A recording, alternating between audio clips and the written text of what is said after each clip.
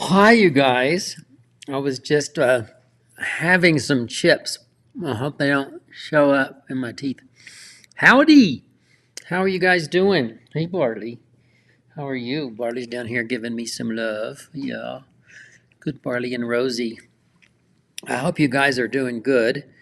Let me see if I can find my little chat window, comments and reactions. There we go. Hey, Carlene gets to be the first from Ballinger, Texas to say hello. Hello to you. So, you guys, today we are going to get to have a visit with the legendary Paula Nadelstern. Lilo was able to catch up with her at the International Quilt Festival in Houston and do a little chat because she had a special, wonderful solo exhibition that was going on there, and really and truly just a really special time. So, that's coming up. But there's so many things going on right now that I would like to just kind of let you guys know about. So I'm going to play commercial for a minute. Please allow that because this is the time of the year to do these things. I have for 11 years taught an online photography class. It's called the 52-week photo challenge class. And of course, that means it's 52 weeks. That is a year that I get to spend with you. I love it. I love the community that has been built through this. And this is not my smartphone group. My smartphone group is a whole different thing. But this is using those cameras that you bought thinking, I'm going to really learn how to take pictures, and you keep it on point and shoot. But I go through camera techniques. I go through designing composition, which helps you in every other aspect, including quilting if you're a quilter. And also, I do Lightroom and Photoshop. And those may sound like really big, scary words, but when you do this with me for an entire year, I feed you just a little bit week after week after week, so it's not overwhelming. The community and the spirit that is built is absolutely fabulous. I enjoy it beyond measure. I'm going to ask you to go find it at photoclassforyou.com. I'm going to put it right here in my face. Photoclassforyou.com and look for the 52-week photo challenge class. It is 70% off right now. So only $169 for the first 26 weeks. It is a bargain. It is a steal for any kind of a class. This is like college level material, but it's delivered to you in beginner bites so that you can grow through the year. And if you don't think this is for you, it might be for your husband or a son or a daughter or a nephew or a niece. And it is a super great time.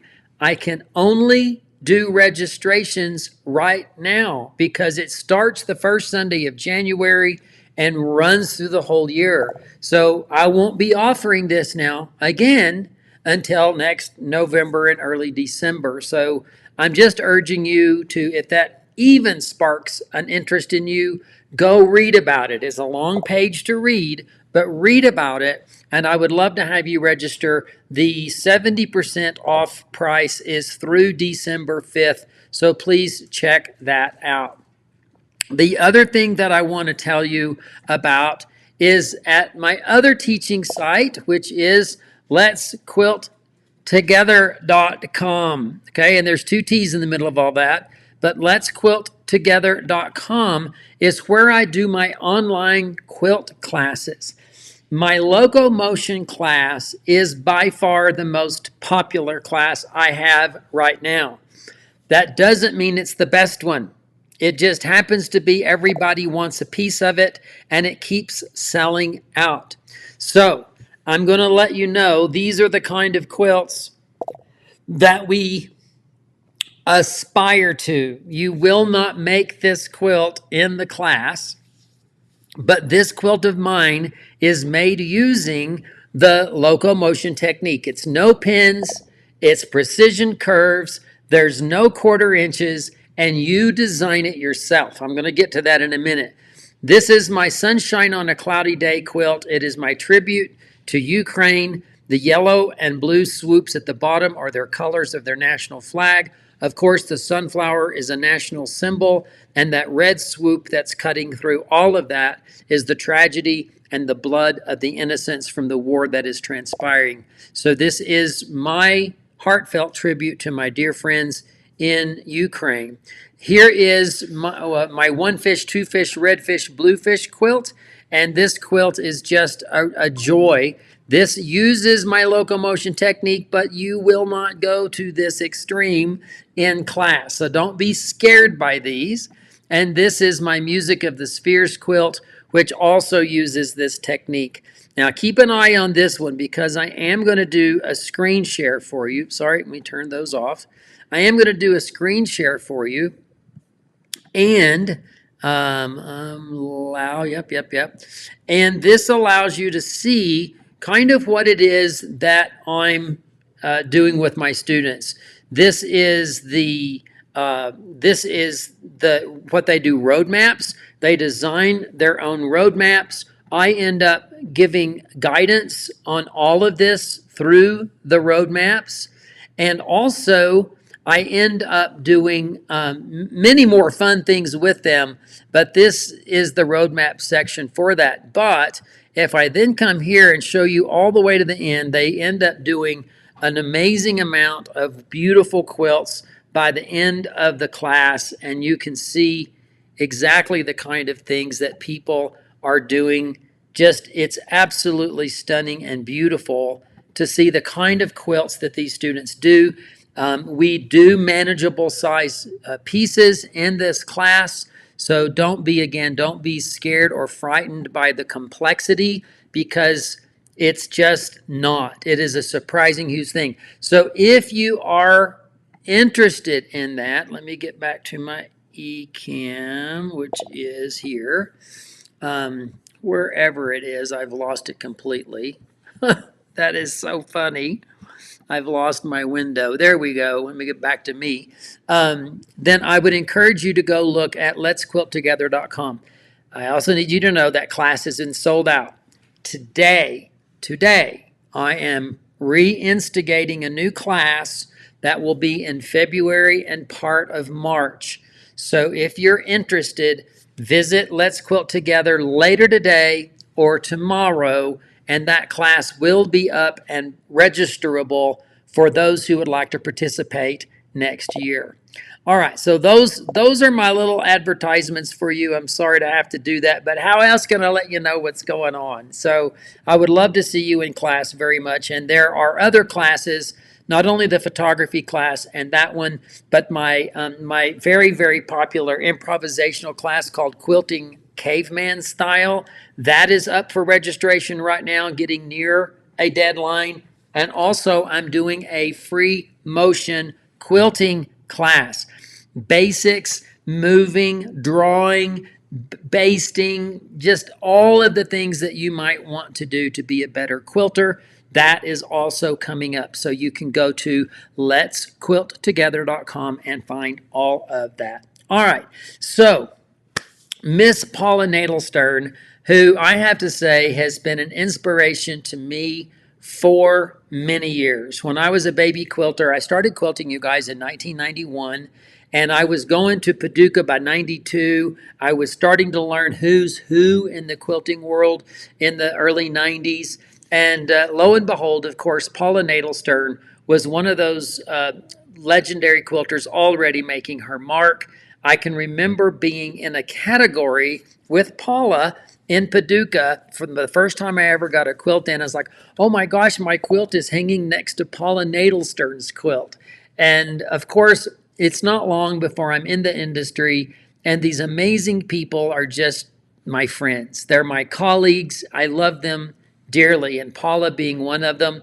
She is a Manhattan girl, very proud of it, and works in a small studio apartment. I know that where she lives, it's not a lot of space, but she makes the most amazing quilts in the space that she's got. So I'm going to do the little interview now that Lilo Bowman did with Paula and let you take a look. And if you've got anything that you would like to ask, please drop those in the comments. I'll do my best to say hello. And here we go. This is Paula.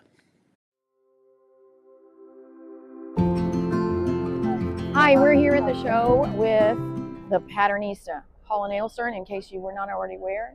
Loves pattern and texture and pattern, in the sense of you are so inspired by, on your travels when you're teaching architecture, buildings, and it just is exploding in a fabulous way in your quilts. Thank you. Yes, I think of myself as someone who is hardwired to see pattern everywhere. And so for this exhibit in Houston, instead of sort of focusing on the kaleidoscopic aspect of my quilts, I'm now working on the 47th quilt in the Kaleidoscope series. It's actually about a recent trip to Venice. And for those of you who have been to Venice, you know that all the beautiful, in the Basilica, all the floors look like they're patchwork, and that's what I'm really having a great time with. But yes, I've made up the word patternista, and this exhibit is called Paula Nadelstern Patternista, and I'm really realizing that I think what's really different about the way I use fabric, I do consider myself an art quilter, but the two main ways that I think I'm very different is, one, I'm using patterned fabric. Sometimes it's fabric that I have designed for Benertex. Right now, we are promoting the 31st collection in the series. Only what would you call that? Yes, and what would you call your 31st? I called it 31. So please ask at your stores for the collection 31. That'll be out. But also, and so I put all my pattern fabrics together, and others. I love pattern fabric. I just love it all together. But I also think what's really different about the way I use fabric, when you look at my quilts, realize that while in a traditional quilt you might see hard contrast at the seams, you see a block and a block and a block, black and white, black and white. I have a low contrast. I camouflage the seams. So when you're looking, I want it to look fluid, like a kaleidoscope, like it's constantly moving. And so you may see something that looks like it's one solid pattern piece, but really may have 200 or 300 seams in it. Right. I'm really and you've been doing this not just for a few years. How long have you been doing this work? Well, I made my first quilt in 1969 in my college dorm. Me and a featherweight went to college together, and I cut up all my old clothes and sewed it back together into 10-inch squares and called it a quilt. But in terms of the kaleidoscope quilts, I made my first one in 1986. And now, as I said, I'm working on the 47th quilt in the series. And so this one that we're standing in front of, which is gorgeous, and this is called Caribbean? This is called Caribbean Blues. It was made in 1997. It was the first time I was really using a lot of silks, and also keeping the kaleidoscopes off the grid, cutting, not doing block, really, because I think the gift I gave myself without knowing it, because I don't have an art background and I didn't learn this in art school, was I work in a series. And when you work in a series, the questions you ask yourself get more and more complex, but the answers get simpler. And so it's great because now I get to show you, the 30th quilt in the series, and then the something in the 40s. So this quilt, as I said, we're spreading off. It's hand quilted because I was still doing a lot of hand quilting. The stitching is across there. Also, in terms of construction, there's a seam like going down here. And so I never put these kaleidoscopes together, not knowing quite how I was going to put them it would land. You've got these long seams, but your eye is not seeing those long patchwork seams because they've been camouflaged and stuff. But really, like in here, also, there's a lot of pattern and a lot of And speaking of a lot of pattern, and wow, this is one of your most recent. This is 20 years later. And this quilt is called the Prague Spanish Synagogue Ceiling. And when I was teaching in Germany, and when I went to Prague and I looked at that incredible ceiling, it was just all this wood patterning all over the place. And I have 2 postcards for the next 18 months, 2 years. I was just working on that. This is only my fabrics that I've designed at that point over like 30 years or 25 for Benertex. And it's just pattern that bumps into pattern. And but I do love, so these are elements that I saw in the synagogue itself. This refers to a piece of it. This Jewish star up here refers to a part. It was a quilt that I enjoyed making, and I could have made. And is really, as I said, all my fabrics. And from this point on, a lot of what I'm doing has more to do with even the pattern and the pattern and the pattern and the pattern than the kaleidoscope. Although, of course, we do have a kaleidoscope, so there'll always be. But I'm making it in that construction. My construction is still using templates. I do fussy cut. I don't see what the problem with that is. there's lots of streaming and podcasts. It's lovely moment when you're cutting identical patches and stuff and things like that. So then this one over here is a little newer. And so this one, it was another piece that was inspired by one of your trips that you did for teaching. Exactly. I was teaching in Dubai, and one of my the quilt friends there said, "Oh, we must go to Oman. It's the loveliest country with wonderful people." So I said, "Okay." So we went, and there's a gorgeous mosque there. And outside the mosque, there's like a mile of these beautiful arches. And I was not it was like 110 degrees, but it was like not even quite sure. But it felt like this was a place to display every artist's mosaic arch, like a niche, N-I-C-H-E. I don't even know if I'm saying that word right. And so I took some photographs, and each of these is sort of inspired by a different one. And I loved it, putting all this patchwork. This is, fabric from 20 years ago and fabric from, just recently. What was the hardest for me to make, actually, was to keep these lines really straight. And because I can do all the curves, I can do all the creating, but I'm hiding the seams. You're not seeing where things don't match. Right. But to make all this really, straight. Which is unbelievable that this is Paula Nadelstern, does all of this super complex, and this is the part that she struggles the most with. That's exactly right. That's the part. And the reason it references in the actual arches inside the mosque, and in many of the different mosques, different places, there is a motif of like dark blue, white, blue, white, similar to our checkerboard kind of, and that's what I was really referencing. I really wanted, because that's so dark blue and white, I wanted to keep this, you see this gray area. I had a white gray fabric, and I loved it. I thought, oh, so proud, what a great fabric for that. When I exhibited this as just a quilt top in Germany, just before it had to go to an exhibit at the International Quilt Museum, it was only a quilt top. I was going to come back and finish it. You couldn't see any of these. The white in here just popped out. And so finally, I live in a 2-bedroom apartment. I'm working in a little small space. It's on the wall. Sometimes it's not on the wall. I'm just looking. So I never had a chance to see it from far away. And now here I am in an exhibit, and I'm not liking it. And when I came home and I had about 3 weeks to finish it, I ripped it all apart, and I redid all of this, and I put it in as that. Oh my gray, gosh! After you've done all this work, you take it all out. If you don't like it now, you're not going to like it when it's finished, and you have to do that. Yeah. And yesterday I had here at Quilt Festival, I had this lovely moment when a few women came up to talk to me who said they were from Oman, and I said, "Oh my goodness, you have to see my Oman quilt."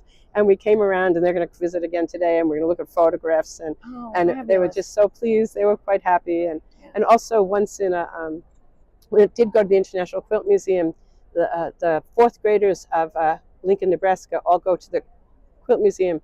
That's their assignment in the year.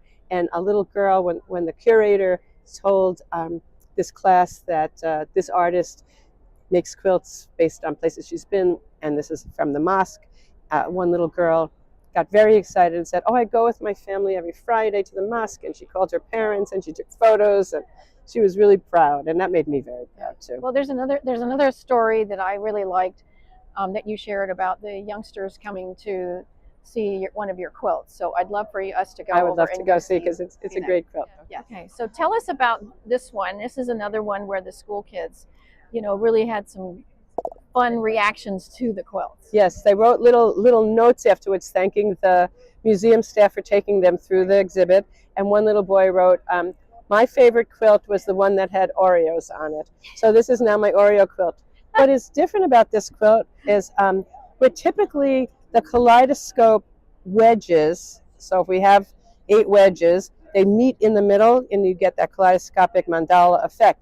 In this case, my thought was, how do I make the eye see the straight lines before you see the circles? And so although I made 8 wedges, my wedges are put across. This is the basic shape, our basic kaleidoscope shape. This is actually eight triangles of black put together. And so this is the basic shape. This is the basic kaleidoscope shape.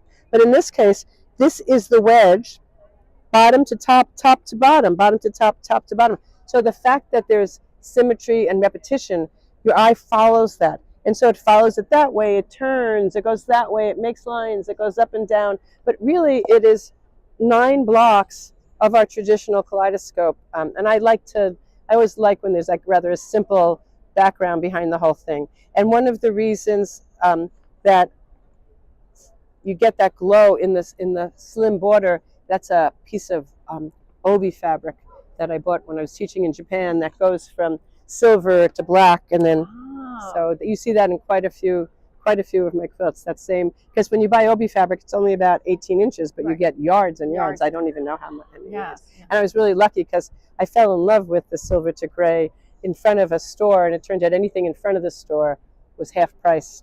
I brought it back to this bus, and the tour guide was very excited that I bought something. And, oh, what did you buy? And I think when I took it out, she thought I was going to show, dragons and bright stuff. And here I'm showing gray to black fabric, and her face just fell. And I've just loved it. I've used it in many, many pieces. Yeah. So you not only do you design your own fabric, you also I'm very good shopper. Collect other fabric. I so collect. I'm assuming you take a fairly sizable suitcase when you go. Yes. I mean, usually it's stuff. Yes. If you're teaching, you bring so many things. Yes. But typically you leave a little and you bring some back. So, and I'm trying to store everything in my small apartment. My 2-bedroom, my studio. But it's really quite packed for a space. Yeah. But thank you so much. And it's been so great following your 30-year journey. Thank you. Of doing this, and every quilt just becomes more and more interesting to look at, and where you're taking that series of the design along. Well, thank you. If anyone wants to see the newest quilt or any of the others, you can see them all on my on my website, paulanadelstern.com. Yeah. Thank you. Thank you.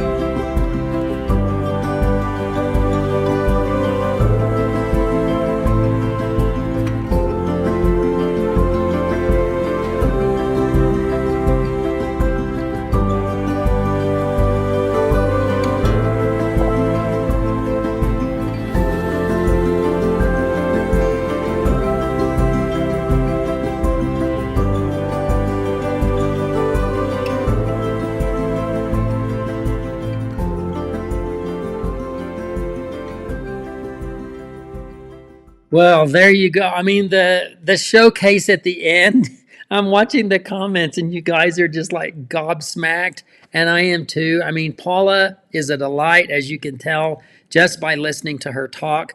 Um, I love it when we have quilters that have gone the distance and we actually, 35 years. She's still chipping away at quilting. She still loves it. She's still an impact and an influence in this world. And some people do come and go, and that's great. I mean, everybody does what they need to do, but it's really wonderful. Hey, Miss Paula, I see you there. Oh my gosh, it's so good to see you. So I'm bragging about you. Close your ears, because Paula has truly been an inspiration to so many of us for so many years, and such a delight. So keep doing it, Paula. We love you very, very, very, very much. Does anybody have any comments or anything that you want to say? Mostly, I'm just saying all of the love her work. It's beautiful, super amazing. I'm awed out, just overwhelmed, all of that. And certainly we are. It's really interesting to take a peek into somebody's mind and see their work, but it's even more exciting when you can see the breadth of the work over such a long time, over so many years. Paula's quilts are not made in just a day or two or a week. It takes a long time to choose the fabrics, to put the designs together, to think about it, stew, to study. I know that Paula's quilts talk to her. That's one of the things that I try to teach, is to not be in charge of your quilt, but let the quilt be in charge of you, and you be the facilitator to make the ideas happen. And then when you're on a journey like Paula is, you get to explore, well, this quilt taught me one thing, and I want to move to the next because everything leads me to the next one. None of them look alike. They all end up having their own voice because Paula is really good at listening to what the quilt has to say. It's really great. Well, you guys, thanks for spending your time with me today. I would encourage you to maybe go back and just, even nothing else, just look at Paula's showcase, the gallery of quilts there near the end. I know that's inspirational. And do be sure that you visit her website and see the newest work that she's doing. And if you have a chance to take a class with Paula, no doubt you'll want to do that too. And as you saw near the end of that segment, there are episodes on the Quilt Show. You can go to thequiltshow.com and you could put in Paula's name and you could watch her shows. That would be very enlightening because you're going to get more details. You're going to see actually how things happen. And I don't want to leave without saying this is block of the month time for the Quilt Show. And that will be starting up in January. And the kits and the fabrics and patterns and all of that are out there now. It's going to be a wonderful journey because it's a quilt that we've got stories going along with it. It's going to be a very unique experience. So stick with us at thequiltshow.com, everybody. It's right there on the bottom of your screen, thequiltshow.com. Become a member, become a part of our online community worldwide. And there's so much more than just watching the shows at the Quilt Show. So we look forward to having you as part of our family. All right, everybody, I'm going to say goodbye and thank you so much for watching today. And I hope to see you very, very soon.